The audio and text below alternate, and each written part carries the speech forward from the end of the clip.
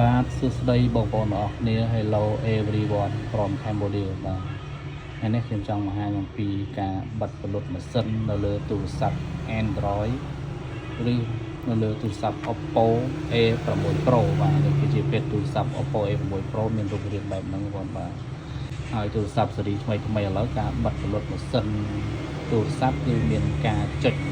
វិធីផ្សេងគ្នាមានចុចប៊ូតុង1ប្រកបដោយប៊ូតុង1ឬក៏ប៊ូតុងបន្ថយលេខនិងប៊ូតុង power ឲ្យជាប់ណាគ្នាឬក៏ចុចមកប៉ែកដំណើរគ្នាទៅវាចេញកន្លែងយើងបិទម៉ាស៊ីនបានហើយតែទូរស័ព្ទនេះគឺយើងចុចប៊ូតុង power មួយនិងប៊ូតុងឡើងលេខមួយមកប៉ែកដំណើរគ្នាទៅវានឹងចូលទៅបិទម៉ាស៊ីនឲ្យយើងឥឡូវយើងទៅឲ្យខាត់ពេលយូរយើងចាប់ផ្ដើមអនុវត្តទាំងអស់គ្នាបាទអញ្ចឹងដើម្បីបិទពលុតម៉ាស៊ីនបាន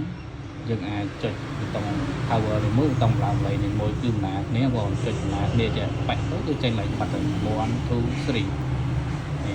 ចេញលេខបិទទៅយើងអាចរកបិទបានបង